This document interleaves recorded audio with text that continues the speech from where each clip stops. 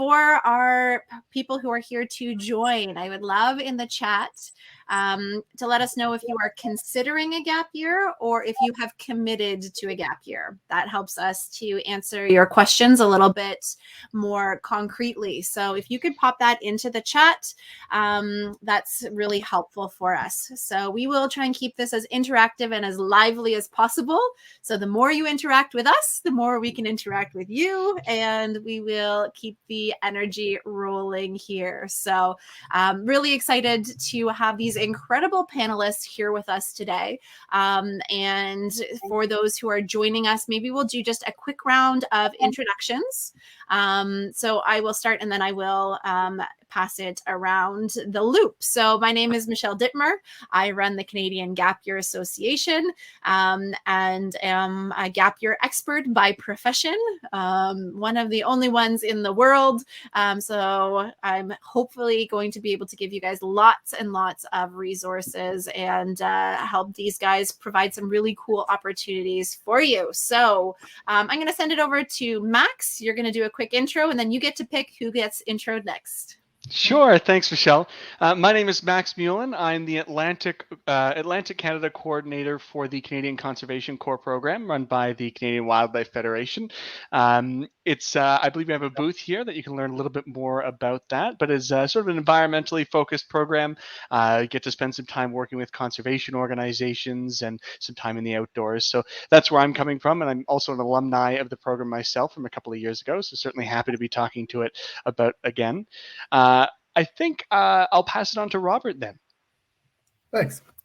Hi, everybody. Bonjour tout le monde. My name is Robert Zenk, and I'm the director of Andégo Internships Abroad. And we send college-age French learners and French speakers to be English teaching assistants in our partner schools around France. So presenting cultural information, having debates and conversations with their classes, helping students learn English. And then, of course, during your time abroad, get to stay with a local volunteer host family, have cultural linguistic immersion in France, receive a stipend to facilitate travel during your time abroad. Yeah, that's about the essence. Robert, we lost your video. Oh. And while you're working on that, we'll pass it over to Thierry. Thierry, yeah. Hello, my name is Thierry. I was actually a student last year with the Discovery Year for the gap year. Now I'm in school. I go to school in Montreal for fashion, and I help out Discovery here and there to talk about my experience. Amazing. So we've got a wide variety of folks here. We've got some international working, we've got some local volunteering, and Discovery Year encourages folks to work alongside of being part of the Discovery Year program as well. So we've got a wide variety of folks represented here today. But let's talk, what are the pros and cons of volunteering versus working? I know folks are really always keen to earn money. But on the flip side, you can also get some really cool experience by volunteering. So I'm going to open the floor to everybody to a very friendly conversation around to work or to volunteer. So who wants to chime in on that from their perspective? Do you happen to have my video back? Yes, you're good to go. All right, cool. So is that you volunteering to talk about working or volunteering? I'd be happy to start.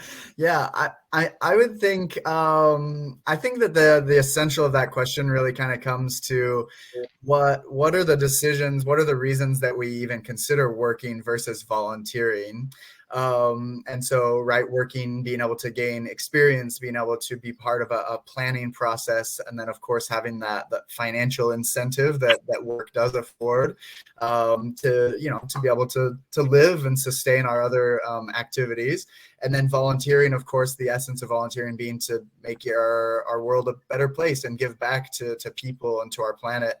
So I think ideally is finding something that is able to combine the two, right? Whether that's a paid internship or a job in a field that you're really passionate about, giving back to the planet, education, whatever that may be.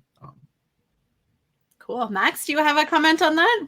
Yeah, certainly. I think there is that obvious financial incentive as well, but and ideally, yeah, there is a combination there. But I think volunteering, especially at this age and at this sort of time in a lot of people's lives, you have the opportunity to get those experiences with some of those organizations that maybe you don't have the chance to a little bit later down the line as you're settling into a more solid career. There's literally a lot of flexibility here that's really valuable. That could even alter the path of your career and the options that you want to go. It gives you that chance to take that exploration into some of those, for in my perspective anyway, environmental groups like watershed groups and education outreach groups as well, wildlife rehabs, lots of different things that I never had the chance to do before I entered the program myself and got involved with that kind of thing, and it was life changing for me. I'm working for the Canadian Wildlife Federation now, which is very different than some of the life goals that I had sort of walking into this kind of gap year idea. So very valuable on that front, I think.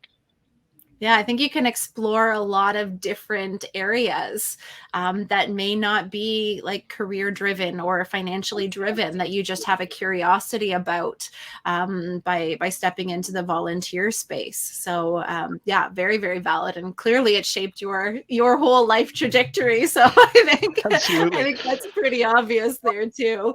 And then the other side of that as well is not only the things that you're curious, but you also get a lot of experience in things that you're not qualified to do from a paid position, right? So is somebody going to hire you to be a watershed specialist with a high school diploma? Probably not. But if you're stepping in a volunteer position, you can get exposure to that field without necessarily having the credentials to do it. And that goes across the board. That's not just in environmental issues. That's across the board. Like, you want to get into politics, you don't have any experience, they're not going to hire you as a policy aide, but you can get there and pound the pavement and learn about that industry without the experience. So I think that that's really important, that you can take on things that you wouldn't necessarily get access to because you don't have the training, the official training through volunteer positions as well. Thierry, do you want to talk about working and volunteering? What did that look like for you in Discover Year? For me, volunteering, like my family and I always love helping the community, giving back to people, and it just my whole life it helped me develop like my social skills and everything like that, and it kind of made me like really enjoy and love giving back to people and helping people in need. But for me, for my gap year, I focused a little bit on working because I had to save up for school, and I actually decided to move out that year with some friends. So I needed to work to get some stuff to pay for my things I needed and stuff like that. But definitely volunteering, I support it 100% because it just helps everyone around you and it helps you yourself too. I felt developed some new skills and stuff like that. Yeah, and but that it's so true that working for money is an important part of your gap year. Like, there's lots of people who hinge their gap year on earning money. Either they're saving up for school, or they're saving up for a big trip or a big purchase, and part of their gap year is built around the idea that they need money, and that's a totally legit part of the gap year experience. So I don't think we need to put one higher than the other. They just serve different purposes, and I think that it's important that we acknowledge that there's space for both of those on a gap year, and you're going to have to do some self-evaluation. What are my priorities right now? What are my goals right now? And which one of these is going to serve the most important goals? And can I make space for both of them? Like, obviously we all live in this ideal world in our heads where we're like, okay, I'm going to make $1 million and I'm going to save the planet. Like, it's just going to be the perfect gap year. And sometimes we have to navigate that a little bit differently. So my next question for you guys is, what are some of the skills that you have seen people on gap years really kind of develop over the course of their gap year by leveraging working experience or volunteer experience? So maybe, Thierry, we'll come back to you. What were some of the things that you really were able to take away from that conversation or that experience of working? For me, definitely the top two are probably my communication skills and my time management. So with me, I was very bad with my time management. I could not like do a schedule to save my life. So just kind of having a work to like actually add people like that were relying on me to be there, do my job, do it properly, and everything like that.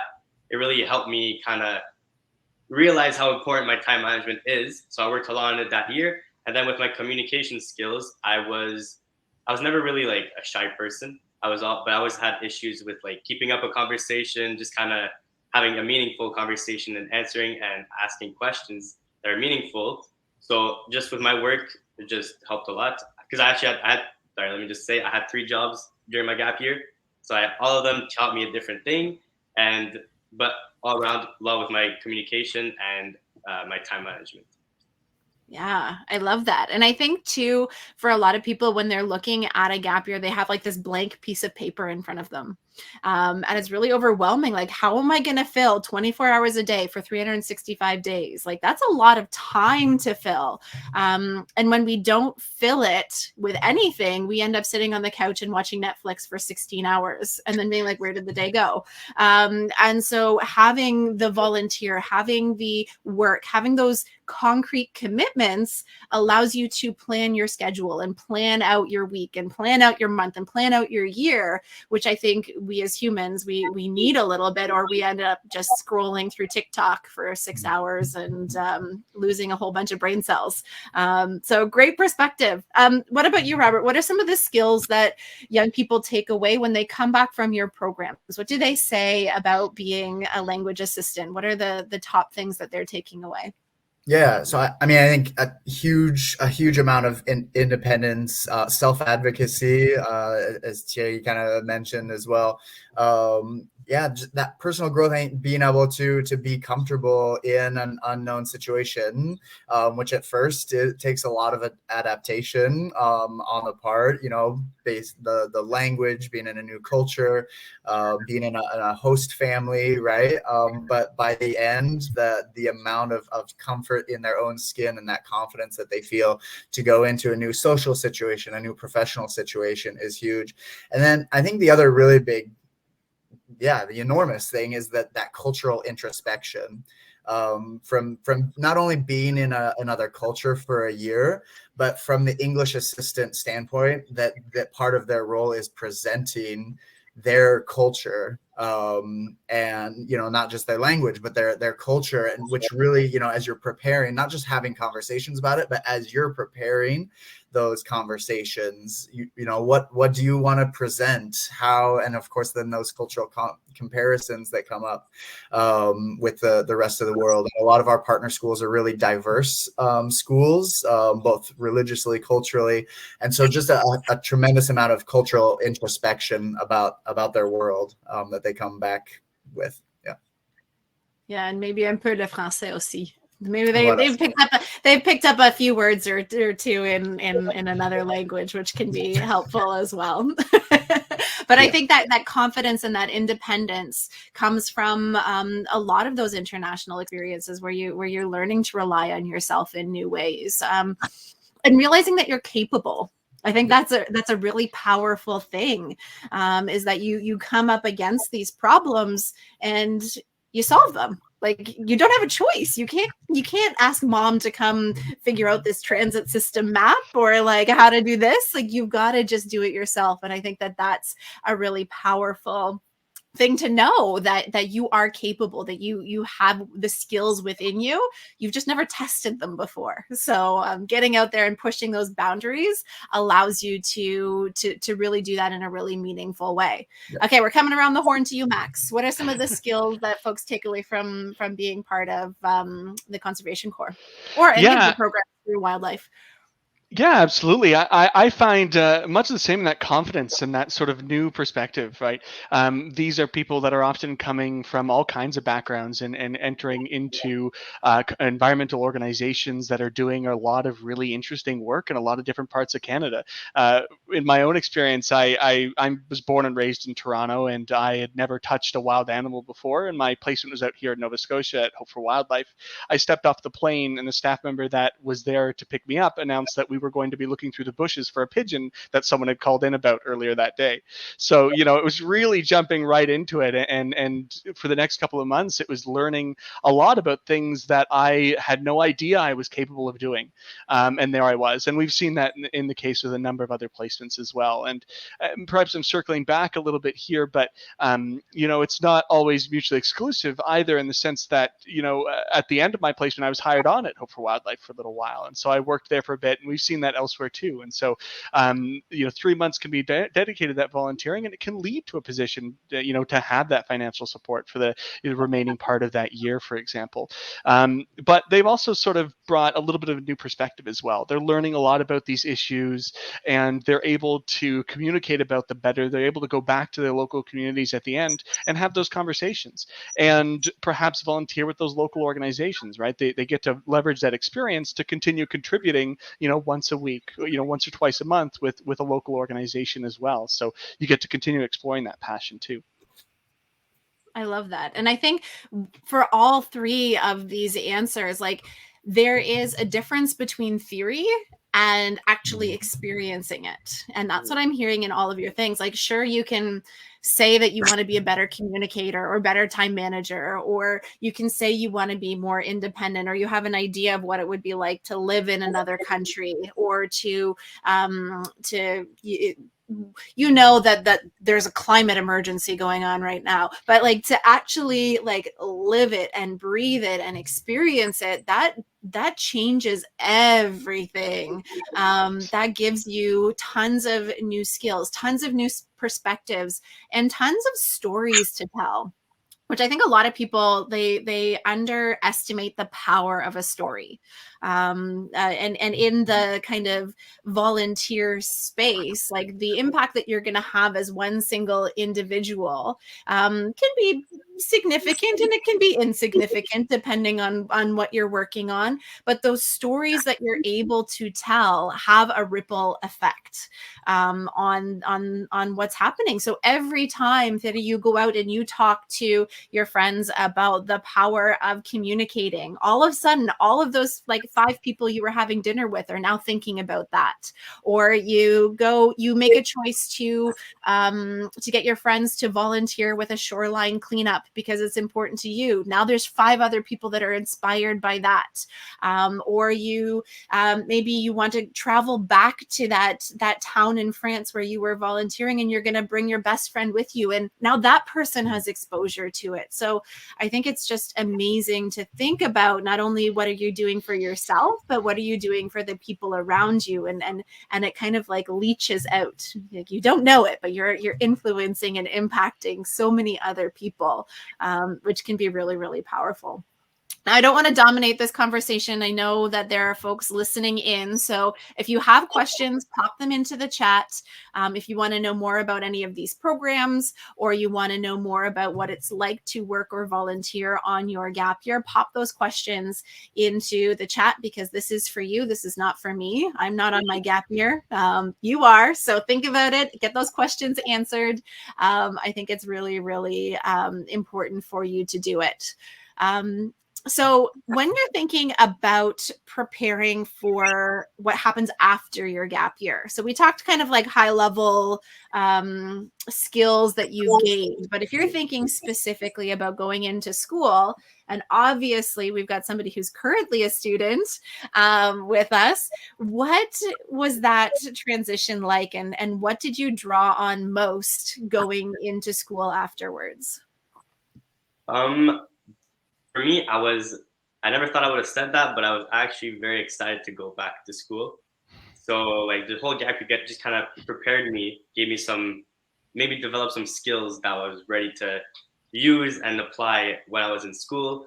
And honestly, I've seen a whole new difference from me in my first year in college than me in my 12th grade. In 12th grade, it wasn't going too well, but now in my college, I'm really enjoying it. I'm finding myself, I have confidence in myself with what I'm doing. And just when I got out of my gap year, I was just ready to like really get out of my comfort zone, because I felt like I was very like what was the word? Restraining myself. That's the word. Restraining myself from like going out of my comfort zone, trying new things, really putting myself out there. And the second I got out of my gap year, I moved to Montreal, which I would have never thought I would have done. And now I'm here, and I'm really enjoying my program and my life here. So thanks to my gap year, I really got the opportunity to really put myself out there and really just give a shot to what I want to do in my life. Amazing. Yeah, I think that's so powerful to know that you've got this newfound confidence in who you are and what that looks like.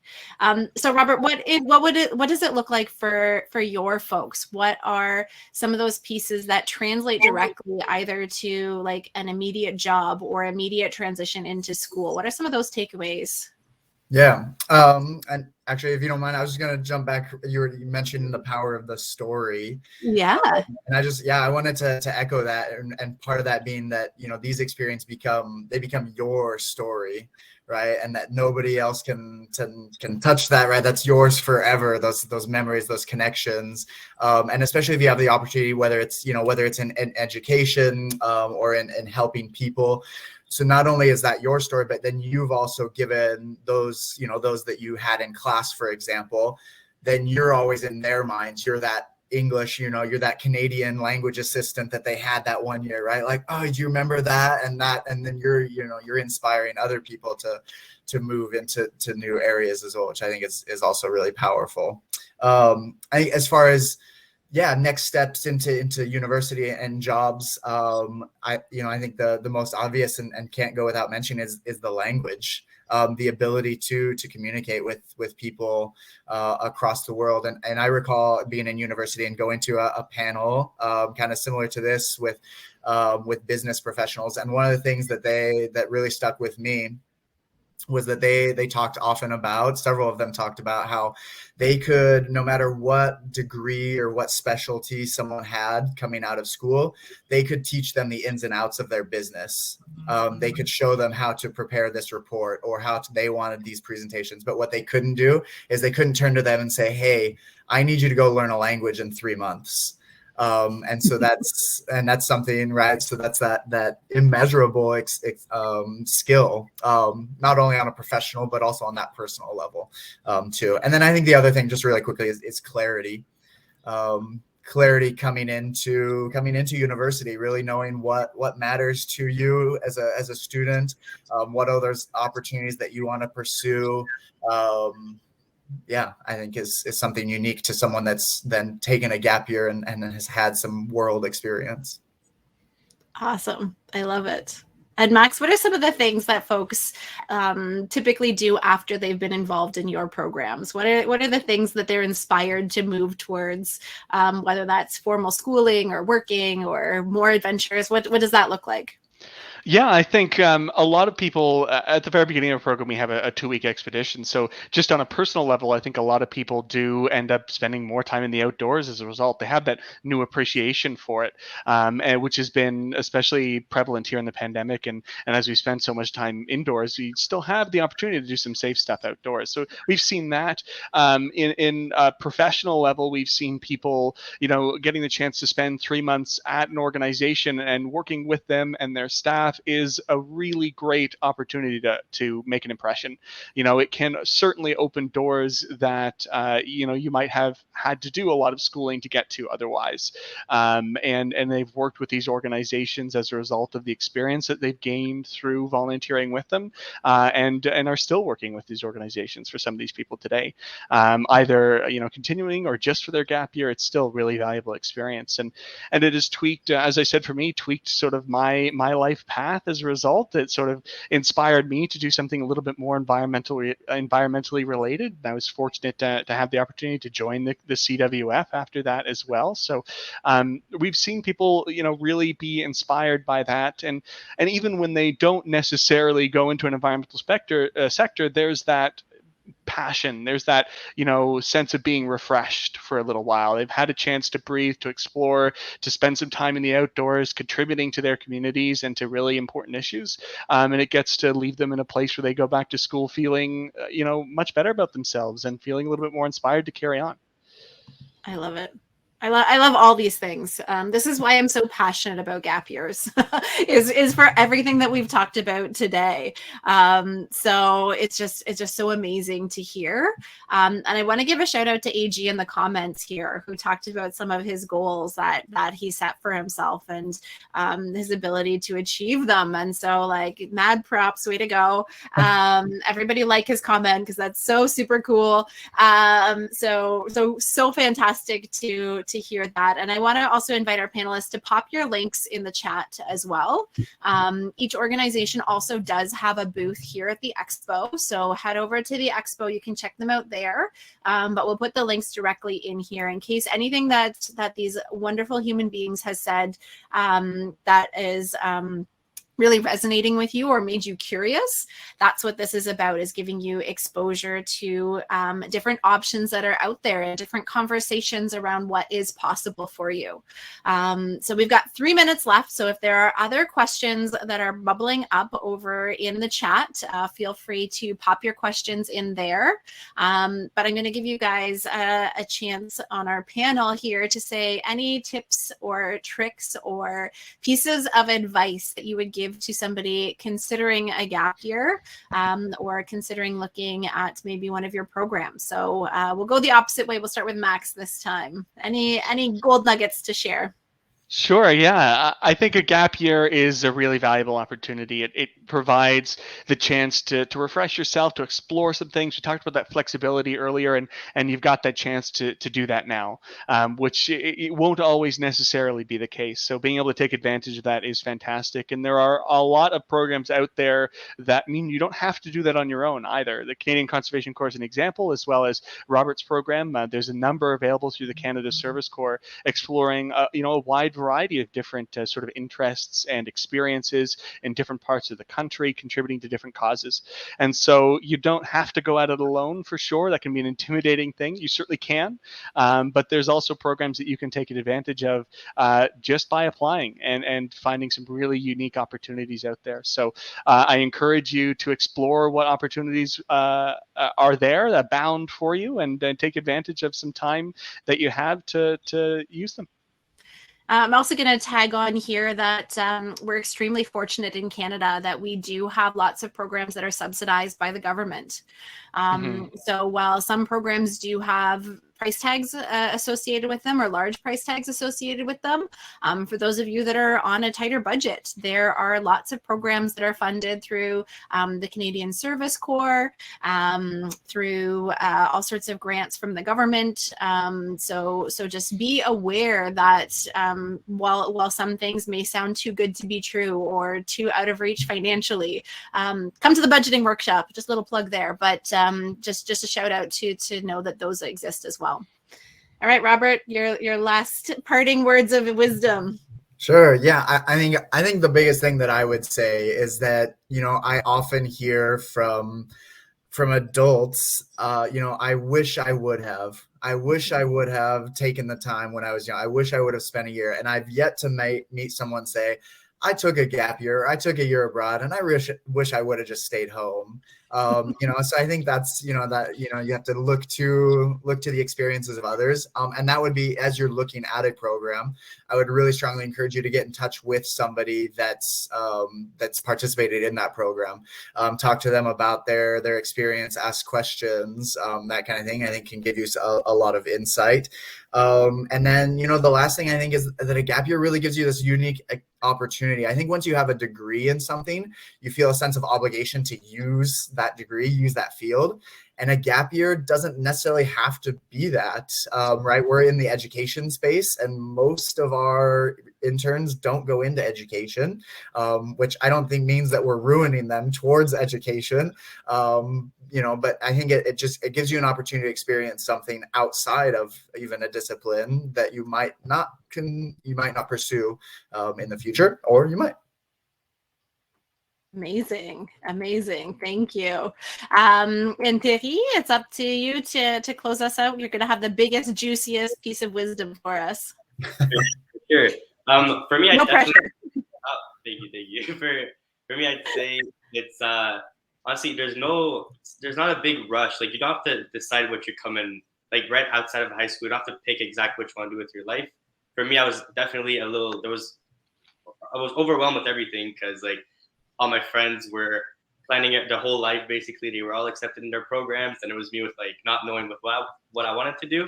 So really taking the gap here made me like realize that like I have time to really figure out what I want to do with my life and figure out stuff about myself before going into something I won't enjoy as much. So honestly, there's just no rush really with decisions that you're not really sure about yet. Yeah, I think that's so beautiful, and so reassuring for people, because we've been put into this like rat race, like go go go go go, and if you're not going fast enough, you're doing it wrong. And the reality is, life is not short, life is long. So take the time and do the things. Your career is very long, so just know that that taking that time is a beautiful thing that you can do for yourself and for your future. Huge thank you to the three of you for joining me today on this panel. Really, really appreciate it. Folks, get out there and check out these programs. Incredible resources for you. And if you're interested, I'm heading over into the budgeting workshop, so you can come join me there. We also have 2 other workshops going on, one on consent-based travel and one on planning a travel gap year. So hopefully we'll see you around there. Thanks for joining in this conversation, and we'll see you soon. Thank you to our panelists. Thank you, everyone. Have a great one. Thanks, Michelle. Take care, everyone. See ya. Thank you. See you guys.